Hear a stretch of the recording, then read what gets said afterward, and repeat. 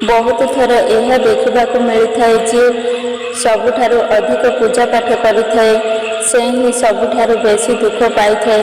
କିନ୍ତୁ କୌଣସି ନାସ୍ତିକ ବ୍ୟକ୍ତି ଭଗବାନଙ୍କୁ ବିଲକୁଲ ମାନନ୍ତି ନାହିଁ, କେବେ ପୂଜା ପାଠ କରନ୍ତି ନାହିଁ, କେବେ ସାଧୁ ସନ୍ଥଙ୍କ ସଙ୍ଗ କରନ୍ତି ନାହିଁ, ସେ ମନୁଷ୍ୟ ଅଧିକ ସୁଖରେ ଜୀବନ ଯାପନ କରନ୍ତି। ଏସବୁକୁ ଦେଖିକି ତ ବେଳେବେଳେ ଏମିତି ଲାଗିଥାଏ ଭଗବାନ ହିଁ ନାହାନ୍ତି, ଆଉ ଯଦି ଭଗବାନ ଅଛନ୍ତି ତେବେ ଭଗବାନଙ୍କ ନ୍ୟାୟ ଭୁଲ ଅଟେ। ଏହା କୌଣସି କାହାଣୀ ନୁହେଁ, ଏମିତି ପ୍ରାୟ ସମସ୍ତଙ୍କ ସହିତ ହୋଇଥାଏ। ଦର୍ଶକ ବନ୍ଧୁ, ଆଜିର ଏହି ଭିଡ଼ିଓ ମାଧ୍ୟମରେ ଏହା ପଛରେ ଥିବା କାରଣ ବିଷୟରେ ଆଲୋଚନା କରିବା।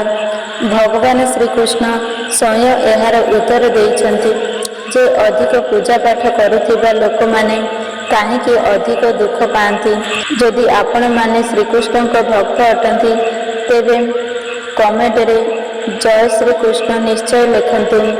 ତେବେ ଚାଲନ୍ତୁ ଏହାର କାରଣ ଜାଣିବା। ଏକଥା ଦ୍ୱାପର ଯୁଗର ଅଟେ, ଯେତେବେଳେ ଭଗବାନ ଶ୍ରୀକୃଷ୍ଣ ଏବଂ ଅର୍ଜୁନଙ୍କ ମଧ୍ୟରେ ବାର୍ତ୍ତାଳାପ ହେଉଥିଲା।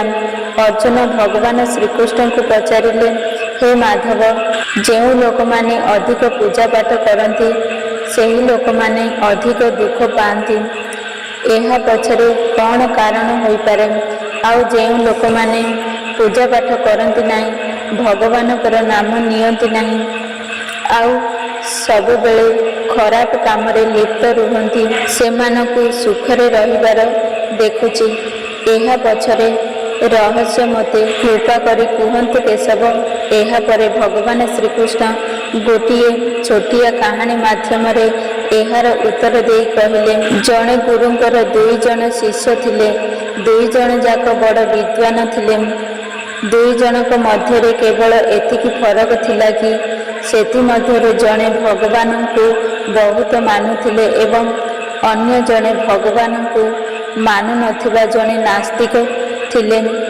ଜଣେ ଏମିତି ଥିଲେ ଯେଉଁଠାରେ ସତ୍ସଙ୍ଗ ହେଉଥାଏ, ଯେଉଁଠାରେ ଭଜନ କୀର୍ତ୍ତନ ହେଉଥାଏ ସେଠାକୁ ଦୌଡ଼ି ଚାଲି ଯାଉଥିଲେ, ଆଉ ଭଗବାନଙ୍କୁ ପୂଜା ପାଠ କରୁଥିଲେ। କିନ୍ତୁ ଅନ୍ୟ ଶିଷ୍ୟ ଜଣକ ଏସବୁଠାରୁ ବହୁତ ଦୂରରେ ଥିଲା।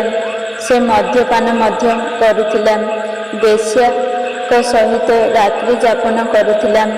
ଏମିତି ସମସ୍ତ ଖରାପ ଅଭ୍ୟାସ ସେହି ଶିଷ୍ୟ ପାଖରେ ଥିଲା।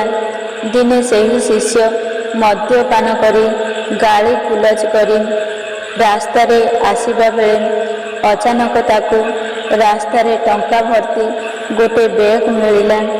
ଏହା ଦେଖି ତାର ଖୁସି କହିଲେ ନ ସରେ। ଏହାପରେ ସେ ଜୋରରେ ଚିତ୍କାର କରି ସମସ୍ତଙ୍କୁ କହିଲା, ମୋତେ ଟଙ୍କା ବ୍ୟାଗ୍ ମିଳିଲା, ମୋ ଜୀବନ ସଫଳ ହୋଇଗଲା। ଏଥିରେ ମୋ ଜୀବନର ସମସ୍ତ ଆବଶ୍ୟକତାକୁ ମୁଁ ପୂରଣ କରିବି। ଅନ୍ୟପକ୍ଷରେ ଅନ୍ୟ ଶିଷ୍ୟ ଜଣକ ମନ୍ଦିରରୁ ଭଜନ କୀର୍ତ୍ତନ ସାରି ଫେରୁଥିବା ବେଳେ ତା ପାଦରେ ଗୋଟିଏ ବଡ଼ କଣ୍ଟା ଫୁଟିଗଲା। ତା ପାଦରୁ ବହୁତ ରକ୍ତ ବାହାରିଲା। ଠିକ୍ ଏହି ସମୟରେ ସେ ଖରାପ ଶିଷ୍ୟ ସେହି ବାଟ ଦେଇ ଯାଉଥିଲା। ଏହା ଦେଖି ସେ ହସି ହସି କହିଲା, ତୁମେ ବେଶୀ ପୂଜା ପାଠ କରୁଛ ନା, ଭଗବାନଙ୍କ ଭଜନ କରୁଛ ନା? ତେବେ କ'ଣ ଦେଲେ ତୁମ ଭଗବାନ? ମୋତେ ଦେଖ, ମୁଁ କେବେ ମନ୍ଦିର ଯାଏନି ନା କୌଣସି ଭଲ କାମ କରୁଛି। ଏମିତି ମୋ ଘରେ କୌଣସି ଭଗବାନଙ୍କର ପ୍ରତିମା ମଧ୍ୟ ରଖେନି। ମୋ ଘରେ କେବେ ସତ୍ୟନାରାୟଣ ପୂଜା ମଧ୍ୟ କରେନି। ଭଗବାନଙ୍କ ପାଖରେ କେବେ ମୁଣ୍ଡ ନୁଆଏନି। କିନ୍ତୁ ମୋତେ ଦେଖ, ମୁଁ କେତେ ଖୁସିରେ ଅଛି। ମୁଁ ସବୁଠୁ ଖୁସିରେ ଜୀବନ ବଞ୍ଚୁଛି।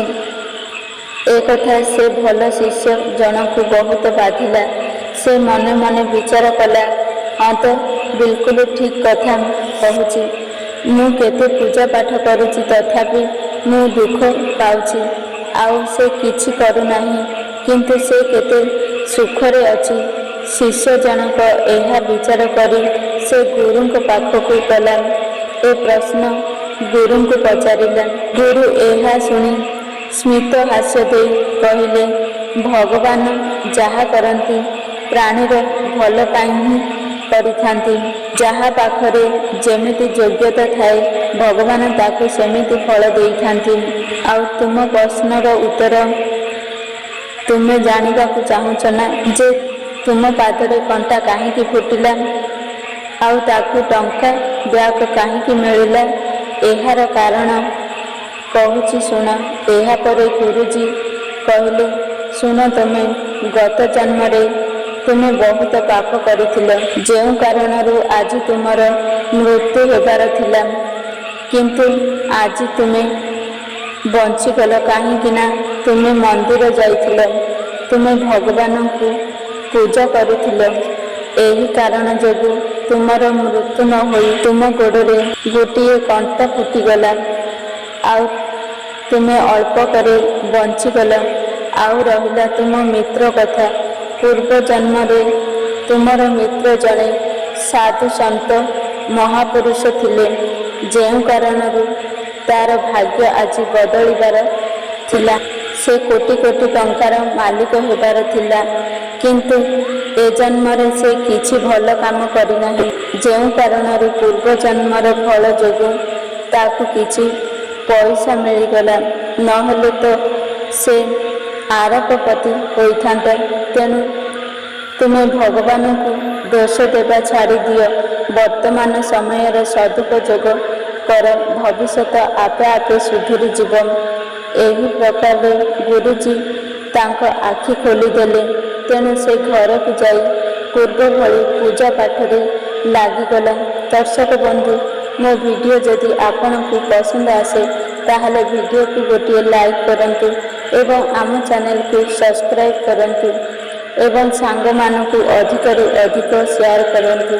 ଏହିଭଳି ମୋଟିଭେସନ୍ ଭିଡ଼ିଓ ଦେଖିବା ପାଇଁ ଜୟ ଜଗନ୍ନାଥ।